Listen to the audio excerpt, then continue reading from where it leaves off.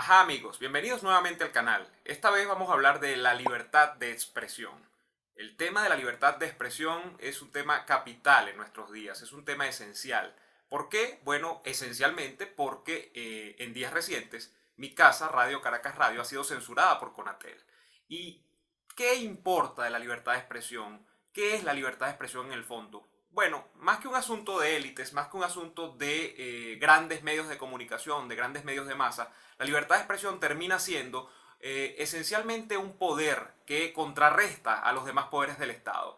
Nosotros hemos hablado ya antes en videos del canal del poder absoluto y de cómo puede corromper, de acuerdo a lo que decía incluso Bolívar, de cómo los hombres son malos por naturaleza y esto indica inclusive que esos hombres cuando tienen poder se vuelven peligrosos porque pueden usar ese poder de manera ilimitada. La libertad de expresión está allí como un faro de vigilancia, como un foco sobre los problemas reales de la gente, sobre una forma de más o menos aproximarse a sondear las opiniones de todo el mundo. Eso es esencialmente la libertad de expresión. No es un asunto, repito, de los grandes conglomerados de noticias, no es un asunto de las grandes cadenas de televisión, de los grandes circuitos de radio. Es esencialmente que usted y yo podamos decir lo que nos parece y que sumadas todas esas opiniones, bueno, redunden en que ciertos temas, ciertos ítems, ciertos tópicos terminen configurándose como tópicos de importancia, como asuntos de importancia para el poder.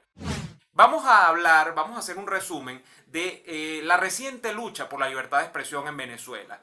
¿Qué hemos hecho los venezolanos para defender la libertad de expresión en este país? Bueno, si nos remontamos al año 2007, recordaremos que allí arranca la primera gran etapa de lucha del pueblo venezolano y de la dirigencia política también, hay que decirlo, por la libertad de expresión. En el año 2007 Chávez ordena que RCTV no pueda seguir más al aire y hay un famoso pretexto y arranca, por cierto, la gran figura de Conatel como principal instrumento censor del régimen, ese pretexto de que la libertad de expresión está colegida o está de alguna manera limitada por el tema de las concesiones. Efectivamente hay concesiones que otorga Conatel para explotar el espacio radioeléctrico en este país. Entonces se arguyó en aquel momento que RCTV, Radio Caracas Televisión, no tenía la posibilidad de ver renovada su concesión porque se había metido en actividades golpistas en el año 2002 y porque esencialmente mantenía una línea muy crítica al gobierno que el gobierno de Hugo Chávez en aquel momento entendía como un componente subversivo contra su proyecto de socialismo del siglo XXI, ¿no? Que en aquel momento, por cierto, se venía como que vociferando con mayor fuerza.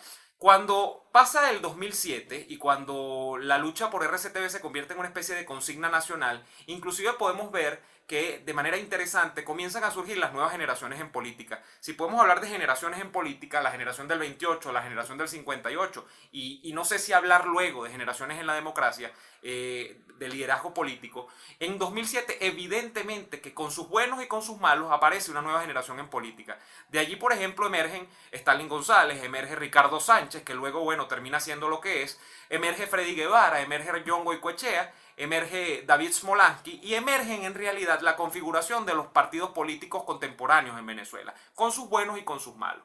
Esa es quizá la piedra fundacional del momento de lucha político que arranca en 2007, repito. Si nos vamos hasta 2009, ustedes recordarán, y esto me atañe muchísimo porque toca directamente el mundo de la radio, en el año 2009 34 radioemisoras a nivel nacional son cerradas por voluntad nuevamente de Chávez. Chávez dice, estas emisoras no van más porque se están metiendo demasiado con mi gobierno y porque, bueno, a fin y al cabo, no quiero que sigan al aire.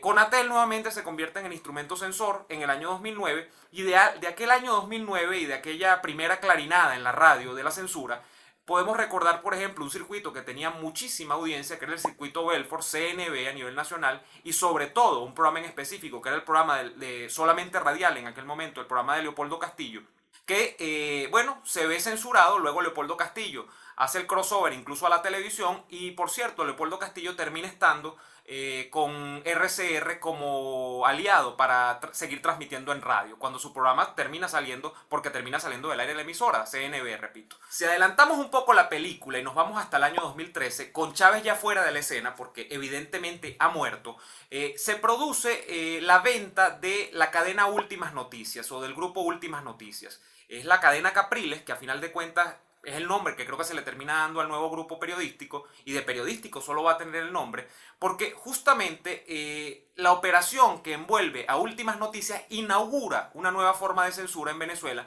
que la vamos a describir un poco más adelante, porque me gustaría que ustedes tengan aproximaciones a las dos formas, las dos grandes formas de censura que utilizaba el chavismo. Últimas Noticias cambia de manos y al día de hoy sigue siendo un misterio sobre el tema de cuáles son los propietarios reales de Últimas Noticias o de la cadena del grupo Últimas Noticias.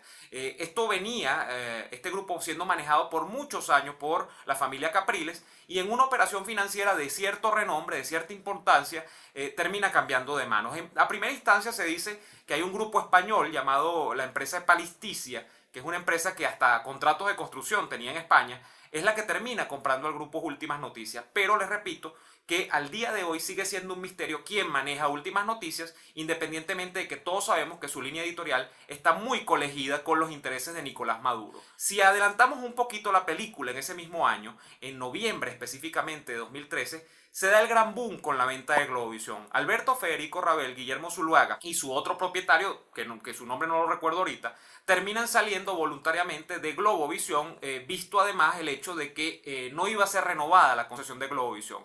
Y aquí hay un punto de inflexión importante, con el que yo no quiero acusar a nadie, pero que quiero hacer notar cosas, ¿no? En 2007, si recordamos un poquito lo que estaba diciendo con lo que ocurría con RCTV, surgió algo parecido a Globovisión. Se sabía que no iban a renovar la concesión, de hecho hubo negociaciones, o se intentó hacer una negociación desde el gobierno nacional de Chávez con el grupo 1BC, que es el propietario de RCTV, y se le planteó la venta de Radio Caracas Televisión a los intereses del régimen. Las familias que manejan el grupo 1BC decidieron que era mejor cerrar o ver cerrar RCTV que verlo subsumido a los intereses del régimen. Esto, por cierto, no ha sido la conducta imperante cuando de censura se trata en Venezuela. Con Globovisión pasó lo contrario. Esta oferta emergió un grupo de boliburgueses, y aquí aparece una palabra clave, estos nuevos grupos de la burguesía nacional que han aparecido en los últimos por lo menos 10 años, le plantea a los antiguos propietarios de Globovisión que les vendan el canal, porque bueno, si no, no les van a renovar la concesión, entonces van a perder la empresa, y de paso, supuestamente los medios de comunicación van a perder un espacio importante de difusión, porque Globovisión tenía un rating impresionante, sobre todo en el área metropolitana de Caracas, por ser el canal dedicado 24 horas a noticias, y esta negociación se termina llevando a cabo. Los propietarios deciden vender. No digo que sea bueno ni malo, pero visto la película 6 años después, yo digo que bueno, fue malísimo, porque para tener lo que hoy tenemos en ese sentido como contenido informativo, era mejor incluso que esa marca terminase de fenecer, terminase de morir ese año. Pero bueno, Globovisión cambió de manos y sus nuevos propietarios fueron también una operación que no quiso ser muy comentada en su momento, un señor llamado Raúl Gorrín, otro llamado Juan Domingo Cordero y otro también llamado Gustavo Perdomo. Al día de hoy siguen siendo ellos los propietarios de Globovisión. Incluso el señor Gorrín, el señor Perdomo han estado sancionados en los Estados Unidos. Luego se ha dicho que le van a quitar las sanciones, y ha sido una cosa un poco nebulosa, pero están en el ojo del huracán en los tribunales de la Florida sobre todo, y en el Departamento de Estado, el Departamento de Justicia de los Estados Unidos. En el año 2014 ocurre la venta, por cierto, del diario El Universal, un centenario diario venezolano. Y este diario, que por cierto tenía una línea muy opositora a Chávez desde los primeros días, porque siempre fueron opositores a Chávez, ve cambiar las manos de sus propietarios, de la familia Mata, a unos dueños que en principio no son identificados, ¿no? Pero luego, progresivamente, con el correr de los años, es evidente que la línea editorial del diario El Universal se ha convertido en una mera posición coincidente con los intereses de Nicolás Maduro. Si vamos al año 2017, y es el último hito dentro de esta reciente lucha por la libertad de expresión en el país, en los distintos medios de comunicación y difusión, tenemos que recordar lo que ocurre con dos emisoras de radio. Número uno, 92.9 FM, que es una emisora hermana, por cierto, de Radio Caracas Radio, perteneciente al grupo 1BC, y que termina siendo clausurada también su transmisión por Conatel. 92.9 es una emisora juvenil, era fundamentalmente una emisora juvenil que siempre fue muy irreverente. Y amén de que era una emisora dedicada especialmente a contenidos para recrear a los jóvenes y para el tema musical, fue una emisora que entre música y música, entre canción y canción, y entre programa de chiste y programa de chiste, hacía justamente desafíos al poder. Y por eso es que fundamentalmente se ve cerrada en el año 2017. El mismo día que cierran 92.9, cierran La Nueva Mágica, emisora que también desafiaba abiertamente al gobierno de Nicolás Maduro. Allí tenían espacios, por ejemplo, José Domingo Blanco, Mingo, un gran amigo mío, y Marianela Salazar, que eran muy irreverentes y muy desafiantes, repito, contra el chavismo. Esas son quizás las dos últimas muestras de la represión en términos de libertad de expresión en este país. Pasemos ahora a definir los dos tipos de censura que ha empleado el régimen en los últimos años para arremeter contra la libertad de expresión. Número uno está la censura clásica, digamos, y es una censura que inclusive tiene amparo en un supuesto aparato jurídico de ley armado por el chavismo. Y esto va desde la ley resorte hasta las disposiciones que se le ocurra interpretar a Conatel basado supuestamente en la Constitución Nacional de la República Bolivariana de Venezuela. Entonces, a ustedes verán allí que, por ejemplo, se juega mucho también con el tema de las concesiones. Dado que Conatel y el Estado venezolano es quien dice quién tiene concesión y o no para explotar el espacio radioeléctrico de este país, se juega mucho con las fechas límite de las concesiones. Incluso se juega mucho con una figura que es esencialmente que las emisoras, las televisoras, meten, por decirlo de alguna manera, sus papeles para que las concesiones sean renovadas y Conatel no emite respuesta en contraprestación. Lo que hace Conatel es poner a reposar en una gaveta esas solicitudes y en el momento en que requieren chantajearte, en que requieren que tú tuerzas tu línea editorial para ver complacidos sus intereses, entonces te dicen, recuerda que estás pidiendo renovar la concesión. Entonces, no pasa nunca que la gente no meta la concesión no meta la solicitud de renovación de concesión. De hecho, todos los casos que conozco lo han hecho. Los casos que han visto vencidas sus concesiones, todos los dueños de medios.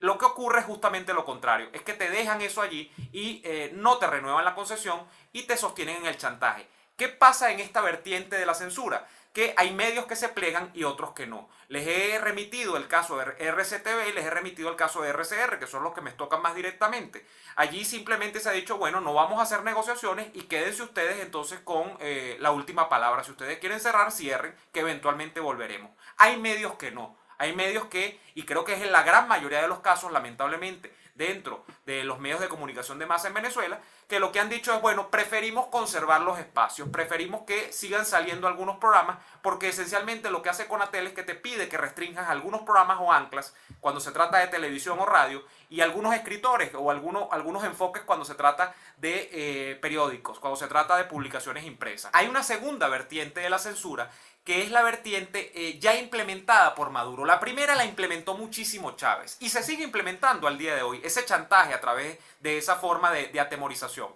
Pero la segunda vertiente es una factura esencialmente del gobierno de Maduro.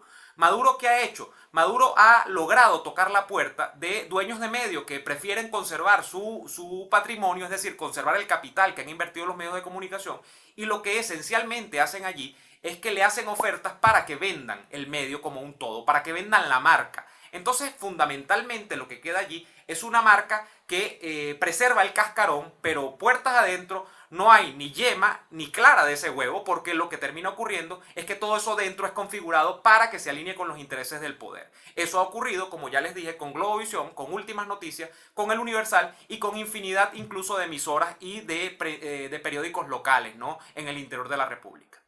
Veo a mucha gente preocupada por el tema del día después, del qué hacer con los medios de comunicación en la transición y en un futuro gobierno democrático que eventualmente tiene que llegar al país.